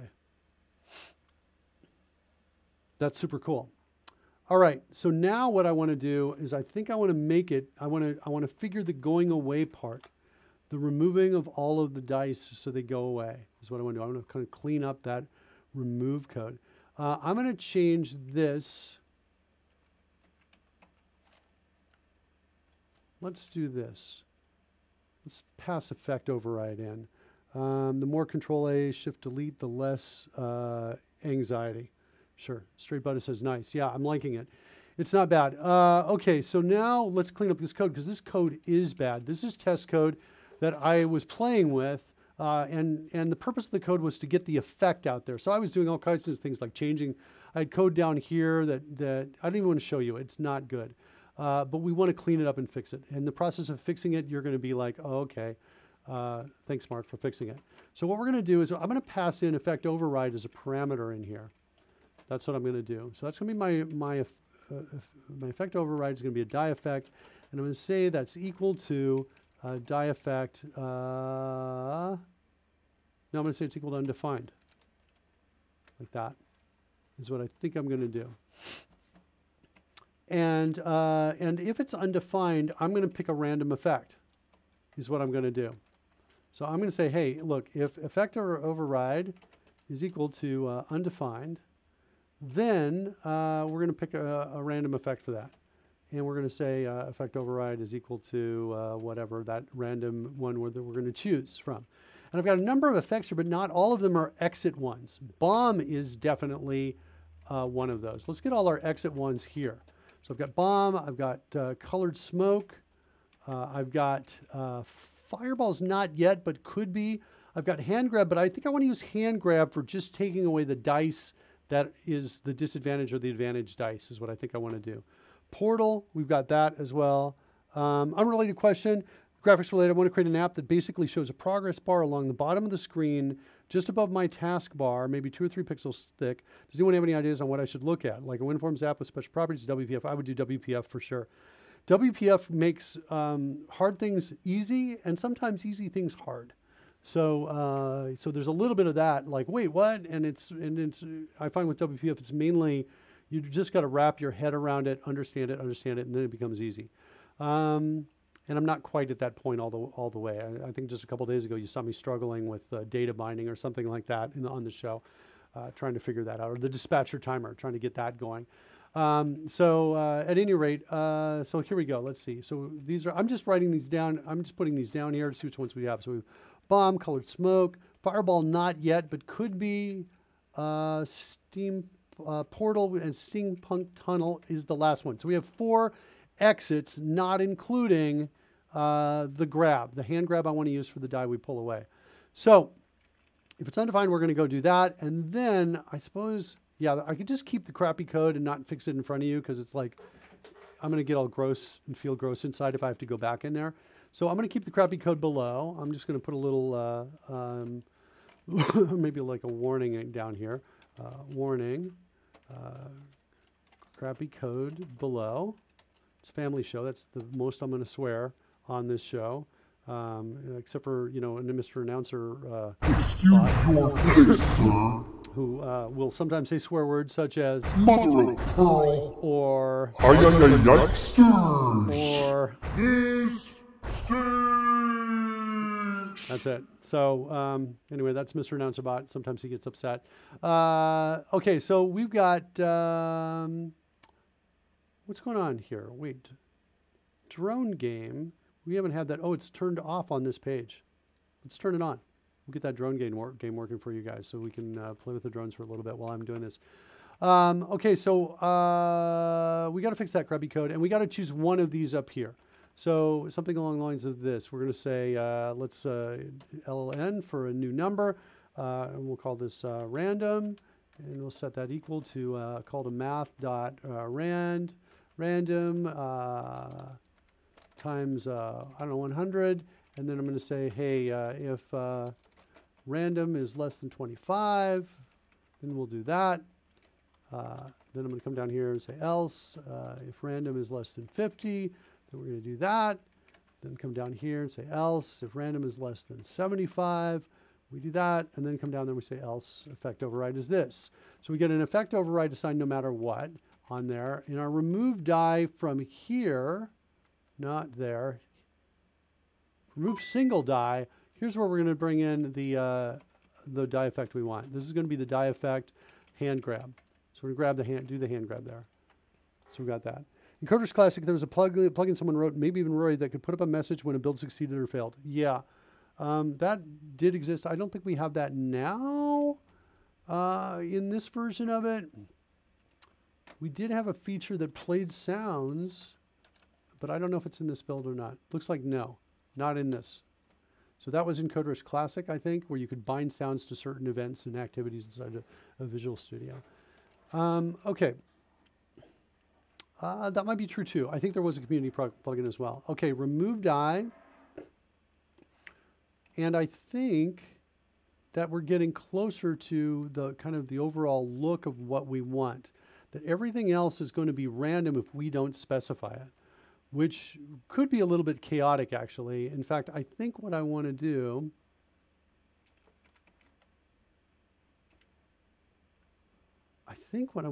is I want to do this.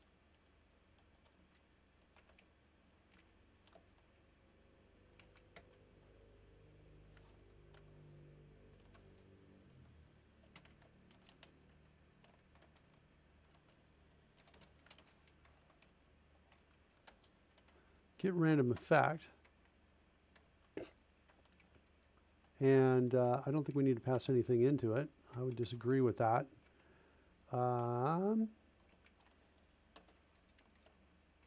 then we return it. Can't rename that element because I don't have a semicolon at the end probably. Huh. What? Oh, because it doesn't say var. Okay, there we go. There we go. Now we can do it. All right, let's override. And we had a great feature in CodeRushed for C# that allowed me to just hit the CodeRushed key here and change all of these above into returns, because it saw that all these assignments were really just assignments that followed immediately by a return. That was awesome, excuse me. All right, so let's, there's our get random effect. And what I want to do is I want to actually choose a random effect, not in the remove die piece, but I want to do it in the remove all die piece. Awesome! Is what I want to do. I got a raid here from Codebase Alpha. Excellent, Codebase Alpha. Glad to have you here with us. I'm going to do it here. So we're going to get a random effect when we remove all of the dice. And that's what we're going to do. So we went, whoops, we want no parameter going in there like that. So we're going to say effect override is equal to this. Do I still have that global out there? I want to get rid of that if I have it. I do. Is this showing up anywhere? Yeah, it's showing up here, but that's, I'm about to change it. Oh, I don't think I can. Let's do this. Var effect override. Pass that in right there. And let's go back up to the top. I hit tab and then tab here. Mouse down in Canvas. Okay, this is test code. I'm going to comment all of this out. We don't need this test code anymore. Where else? That's it. We don't need that anymore. Whoops. Let's kill that. I like that. Yeah, welcome everybody from Codebase Alpha. Thank you so much for the raid. Glad to have you guys here. We are doing the final steps on the rolling the dice so that disadvantage, if we're rolling in Dungeons and Dragons, we'd roll it with disadvantage. We'd roll 2 dice. Lowest one goes away. Or I mean, the highest one goes away if we roll with disadvantage. And if we roll with advantage, the lowest dice goes the right way. So we're writing code to do that right now. We just made a lot of changes without testing them yet. So we're about to do that. I think we're ready to test now. Let's just double check my remove die calls.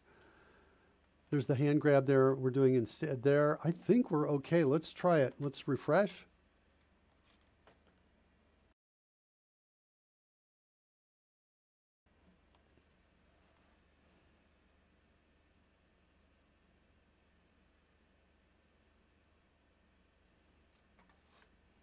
Waiting for the page to finish loading. Then we're going to use our dice thrower right here, dice roller, and roll with advantage or disadvantage and test those rolls. Okay, here we go.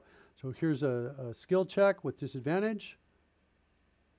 So that means the 15 should go away. I don't see it being pulled away. That's not good. When they both blow up. We did not lose it. And I did not see any message in there, any problem with that. So let's see what we got. We've got a call to remove die from remove single die now. Other die, other die.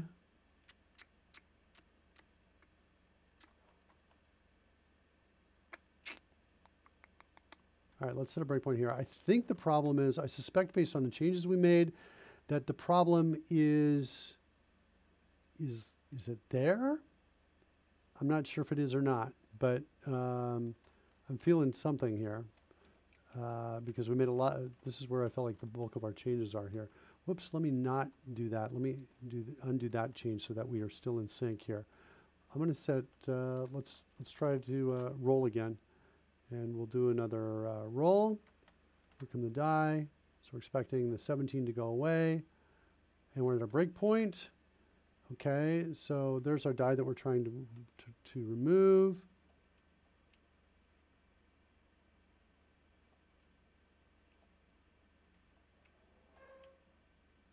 So we're setting the remove time. This also is a change that might have done it.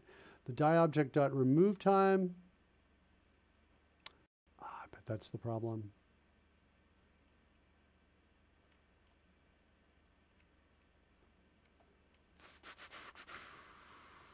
There's the hand grab. So we get into the hand grab, we push the die, and the portal distance. So that all code actually looks like it's good. What? It just did it that time? Hold on. Is it just not, did it just failing the first time? I I feel like I've seen this before too. Let's try this again. All right, so now that's a 17, so the 17 should go away with advantage. Nothing's happening now. And now when we go to clear dice, they both go. Oh, maybe it was, but we saw the hand on the other one.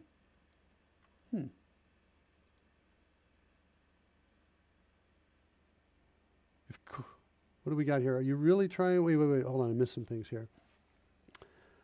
Trying to take over the world is what Will is trying to do. Only on CodeRushed would you get an enum with stink fumes in it. That might be true. Are you really trying, Will Bennett, or are you waiting for it just to happen? I'd try, but who else would keep this chair warm? That's true. Absolutely trying. It will happen. Awesome. Okay, so here we go. Remove single die. Yeah, that code looked right to me. And we had it working moments ago. So we broke it. Oh, there it just removed. And then, but this one didn't go away at all. Okay, hold on. I think the problem is with that remove time is what I think it is. So remove die is here. The remove time is here. This is my hunch. But also I'm like a little bit like, wait, what is happening? This is like a little bit elusive.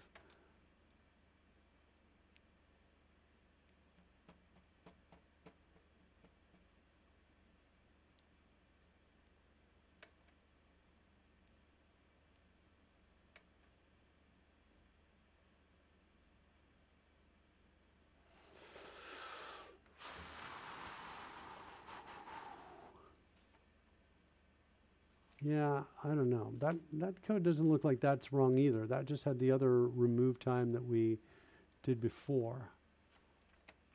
So we just push the dice out there. I guess I could do this. The special dice, we could go look at here, highlight special dice. No, wait, this is happening. Scale falling dice. So scale falling dice would be an interesting breakpoint, I think. What, already? So what's going on here? So we got that D20 we're still dealing with. What's going on? What's my remove time? And what's my start offset? Okay, there and there. So it's about 201,681. 201,000. What's my time now? It's way past that time is what's going on. Wait to fall time is there. So if now is greater than the portal open time plus the need to start offset or wait, and need to start effect. So that says I don't need to start the effect is what that says. Where did need to start the effect get set?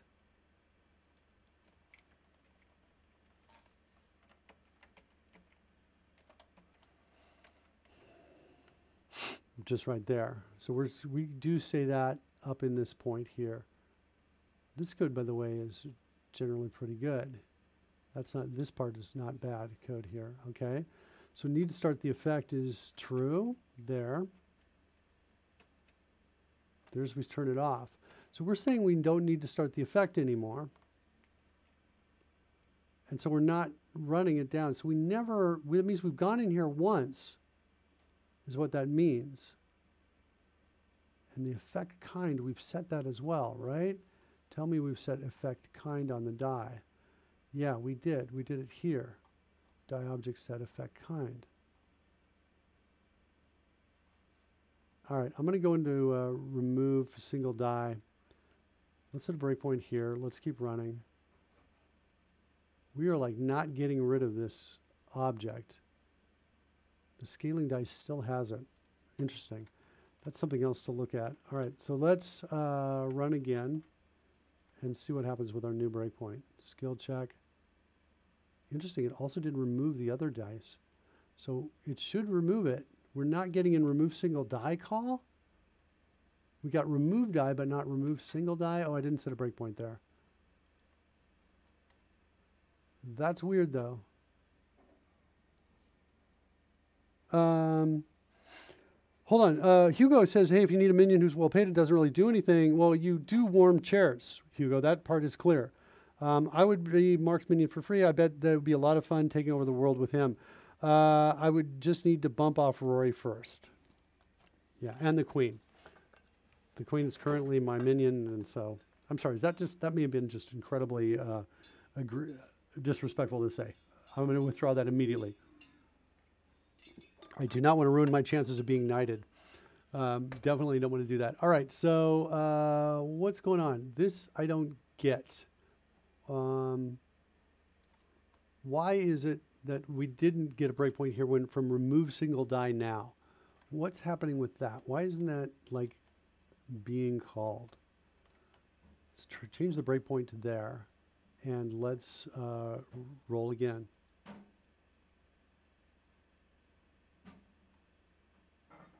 So we are here.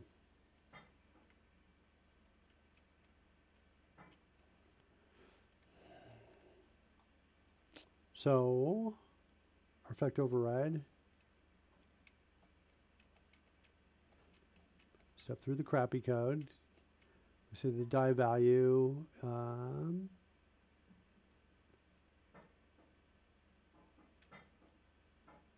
Effect start offset is 80. Okay. Need to start effect is true. Then we get down to here. Effect kind, hide on scale stop is true. Just push the dice to the special. Need to drive scaling dice is pushed to both of those. Return the die portal time distance. That code is all looking good to me. It's like we've broken something else. And then if I wonder if it really, hold on. This is like really bizarre. Let's stop loading the page. Let's empty cache, hard reload. I feel like we're getting this behavior. We've had this before in the show where Chrome is not working as expected. The code looks good and you shut down Chrome and restart it and everything just works. And I'm not sure if that's where we are now, but I just did a hard empty cache and hard reload on this. And let's see if that gets us any closer to what we want to be. Yeah, it doesn't make sense that it's not working, but maybe there's something I'm missing. The 4, the 12, there we go. Empty cache, hard reload. Looks like it solved the problem. And now here comes the clear dice for the regular one going away. Okay, so here's the whole UI for folks who just came in. So it looks like this. So I've got an advantage throw, like a saving throw. They've got advantage. They're going to take away the lowest dice. There's the 5. Hand should reach up and grab it. No, it didn't do it the second time. Wow. So it did it the first time, not the second time. Is there a bug in the code? Let's go back to disadvantage. Skill check. Got a 7 and a 10. Disadvantage works, advantage does not. I think my code for advantage is bad. Let's try that. Let's see if we can confirm that. Let's roll it again because you can see it. Yeah, it's grabbing it though. Wait, that was advantage just worked. Hold on. Why did it not work? So there's advantage. So I got the 13. And let's do another skill check. What's going on here? 3 and 11. Takes the 3. I've got advantage. Let's switch it to disadvantage. What is going on? Okay, going away. Let's do an attack. So now the attack die come out as well. And I've got disadvantage, so I'm going to lose the 19, which is off screen, and I'm not losing the 19. I did not lose it. I think I need some console messages. Is what I think I need here. Let's go double check my code here that calls this. I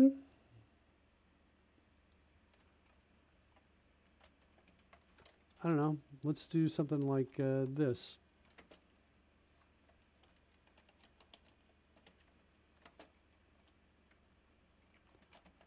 And then let's do something like this.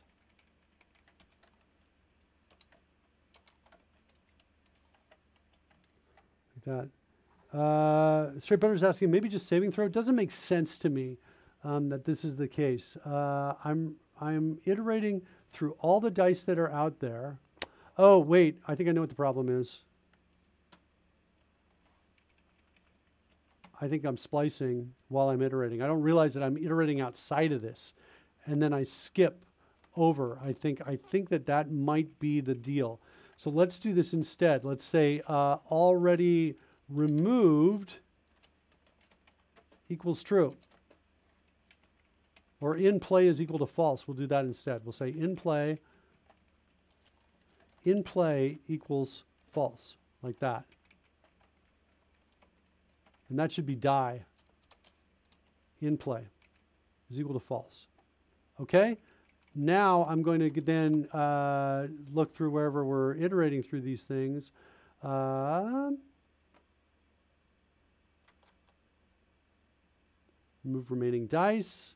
This is remove dice. So here we want to say if dice of I dot in play, then we're going to remove it.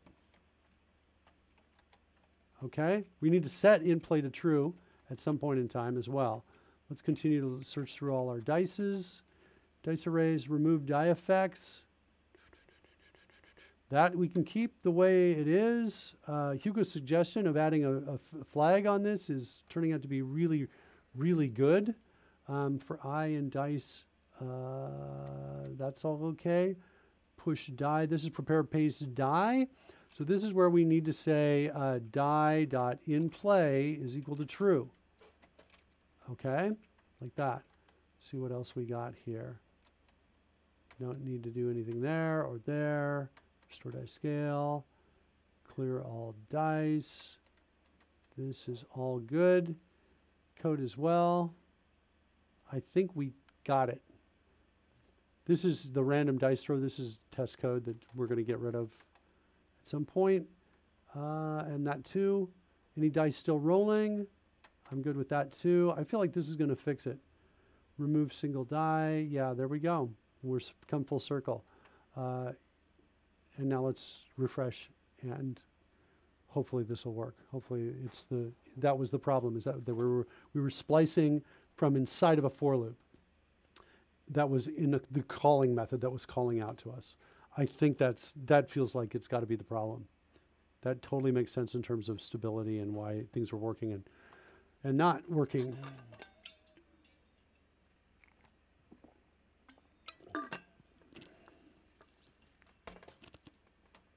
Okay, we are refreshed. Let's do a skill check. This is with disadvantage, so the 13 should go away. It does, and the 9 stays. And that works straight out first time. Let's switch to advantage. Let's do an attack roll. Here we go. Advantage, that means we're going to keep the 16 and the 9 goes away. Nice. That works. Okay, a death saving throw. With advantage. We keep the 18. Nice. Modifying sets while operating on makes for some interesting behavior, says Hugo. Yeah, I thought we were good because I was looking only at the method itself. I was saying, well, this is the for loop, and I wasn't thinking that we were being called from a for loop outside of this. I just wasn't thinking. You are right, Hugo. I should have been a little more cautious there. Let's do a normal roll. Make sure that's still working. Saving throw. There's our normal roll. 20. Hooray. And then when it gets to the end over here of the timer, it'll clear automatically, or I can click the button while it's running. Switch to advantage again. Let's roll another attack. Let's roll another one because that one is obscured by the chat window. There we go. Ooh, 2 18s. What's going to do here? Take away 1. What? Oh, Hugo is right. Hugo is right. There is a problem there. I was sure that it was going to work. If it's less than or equal to, top number. If it's greater than or equal to, top number. Now I think that fixes the bug. And so now let's refresh. Now we got to roll till we roll doubles on the 20. That might take a while. We might want to force that. Poof. Did poof work, by the way? Is it test poof, Hugo? I think it is. Test poof like that. Not working for me. Test FB for fireball. Also not working for me. Probably because we're starting and restopping. Don't worry. I'm pretty sure it's just going to need a refresh. I'm going to refresh. Do the drones work? Drones I think should work. Does it? No, drones don't work either. Let's refresh the drone game. There goes the drone game is refreshing as well. All right. So do we have? That's one of the overlays coming in there. We're here ready to go. Let's do some skill checks here. Let's try to get. Oh, we got 2 18s. Cool. That was cool. The very first one. Do another skill check here. We go 1 and 11 advantage. Cool. Yeah, I'm feeling pretty good about it. It feels like it's usable. Uh-oh, wait, what's happening? We did not get anything this time.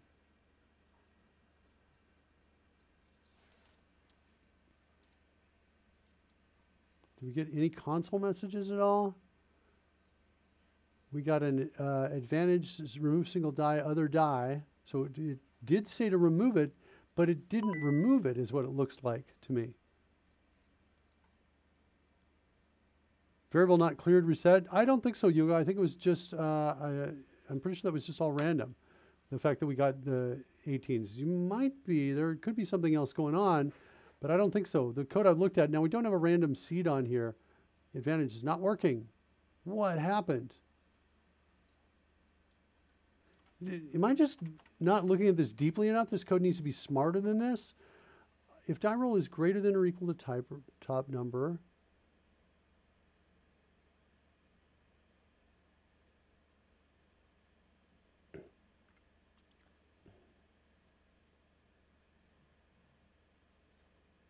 oh,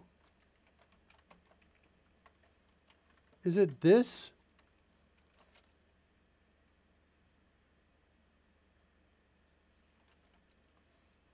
Like that? Is that what I forgot to do?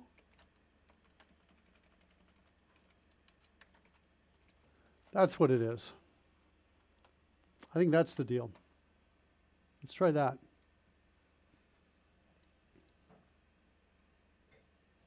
We'll let that refresh. While we do, we'll give away a copy of CodeRushed. We give away a copy of CodeRushed every time. By the way, if you're out here watching the stream, I'm working in Visual Studio. CodeRushed lives in Visual Studio. It's an extension, and essentially helps me write code faster.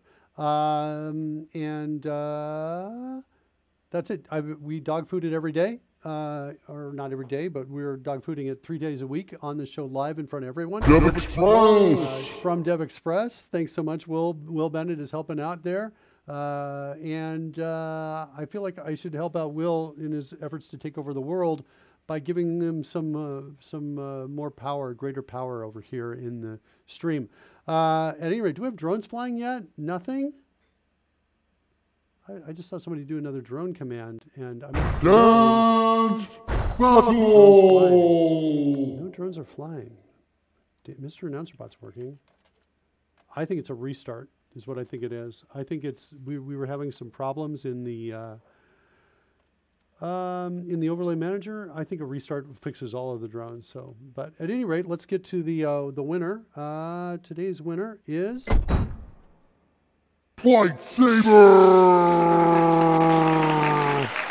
Okay, Mr. Announcer Bot going. I think he's taking his job a little too seriously. It's a little. All right, that's it. That's Lightsaber. But Mr. Announcer Bot, I think you should cool it next time, please. Sorry. You should be. All right. Could have gone to the gym if I know the drones weren't working. You could have, certainly, Dev. You could have. All right. So let's now see if that fixes it. Now that we've got the refresh. Now I'm expecting this to work every time and not this. Sometimes it works and sometimes it doesn't. All right. Here we go. Saving throw. I've got advantage. So my 3 goes away. Good. Let's do a skill check. I've got advantage. So that's a 15 and 11. The 11 goes away. Let's do disadvantage this time. Skill check. I just want to make sure really consistent results. Disadvantage. That means I lose my 6. I keep my 3. Let's do another skill check. There we go. I'm going to lose my 20, but I keep my 17. Let's go with advantage this time. Let's do an attack roll. And I've got an 11 and a 20 up there. So I'm going to lose my 11. Good. It's looking much better. You said yesterday it's not a show unless I cover your face with a drone. I came here to make the show to complete. Well, I'll tell you what, Surly Dev, I am gonna make your life complete right now. We're gonna close everything down, and we're gonna get these drones up and running here because I'm pretty much convinced that it's only gonna be a restart of everything, and the drones are just gonna work. I'm gonna keep, of course, OBS up and running, let's do that. Give me 1 second. I just got to kill every instance of Chrome before I restart, and we'll do that. Bring that up there. By the way, if you're watching right now and you want a copy of CodeRushed and you do not have one and you're a Visual Studio developer, please just send a message out here in the chat window right now. Let us know you want a copy of it. I will reach out to you on Twitch direct messaging and get you instructions for how you can get download instructions for a 1-year license to CodeRushed.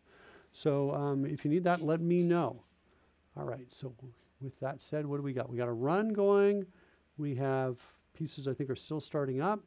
Yeah, it looks like, oh, there's my progress bar. It just went away. I think build succeeded. There it is over to my left. Hugo's leaving. All right, buddy. Hugo says, so glad to see, got to see today's progress. Well, Hugo helped out a lot. We are super appreciative of that, aren't we, folks? Yeah, Hugo's definitely helped us with that, getting here today. All right, pieces are loading up. This one doesn't matter so much, but what really matters is Mr. Announcer Bot on the main and the overlay bot here, which is now loading up around me.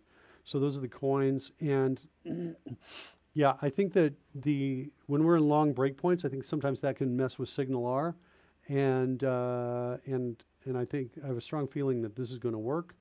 And if not, this plus a refresh of the cache inside of OBS, and it'll work.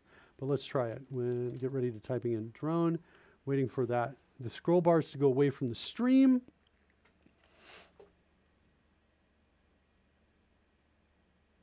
And while we're waiting on that, I want to do a test fireball because that sometimes is loaded before the drones are. Nope, not seeing it yet.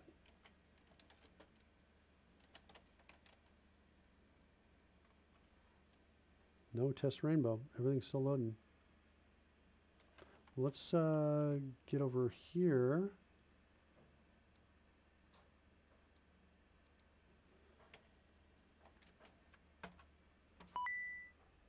Okay, there we go. Drone should work now. Whoops. All right, good. I did auto-complete. No drone. Why no drone? Let me do one more thing. I'm going to set a breakpoint if this doesn't work. We're going to find out why the drones aren't working. I just refreshed the cache in OBS. So I have a feeling that, I don't know, maybe there's something going on there with OBS. Let's see what happens now. If the refresh of the cache works, because at this point we've restarted everything, including the OBS overlay. And let's see what happens with that. While that's loading up, we'll bring up the die roller over here and let you guys watch some dice rolling here. Some really cool dice rolling while we are waiting to hear that coin ding from that first collect of the rocket. There we go. All right. So here we go. Skill check. And let's see. Drones shouldn't come out yet. I want to do the test fireball. Still no test fireball. Fireball's not working either. I didn't refresh that one either, though. That's the, I think that's on the front overlay. Is that right? I don't remember that. Yeah, I think it's on the front overlay. Okay, now does a drone work? I'm setting a breakpoint if it doesn't. We're in. That's my threat for the day. It does not work. Let's go set a breakpoint. Find out what's going on with the drones. Like, that code hasn't even been touched. How could it not be working? This is, I think, this is also, we had this thing where we're like, oh, you know what, let's do this. Let's come over here and let's go to the drone overlay. Bring that up. We'll load this one up over here. This way we can set breakpoints, see what's going on. Still loading though. Yeah, off rails. Too bad. Those aren't working either. Mr. AnnouncerBot's not working. Oh yeah, I got some problems over here. No such host is known. What's going on with that? I'm not feeling so good about that, Mr. AnnouncerBot. I'm going to kill that Mr. AnnouncerBot here. And then I'm going to start up a different Mr. AnnouncerBot. Interesting, it's like locked up. My dot, oh, there we go, just finally closed. Okay, then I'm going to start a different Mr. AnnouncerBot. The manual one, here he comes, coming in. He's connected. And then let's now see what we get here.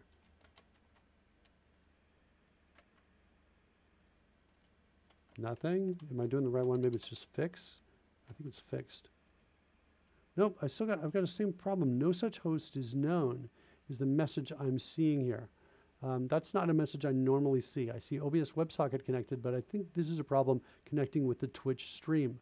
I think that's the problem, is I'm having a problem connecting with the stream. Let's see what happens with the drone command now. Can we get a drone here flying? We cannot. No error messages. Let's see if we can set a breakpoint. Drone game. Well, let's do this. I know where we're going to set it. Let's go to connection.ts and look at the drone commands here. Execute command.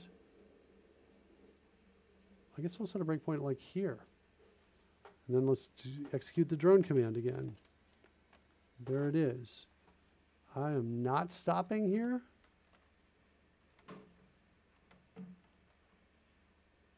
That's unexpected.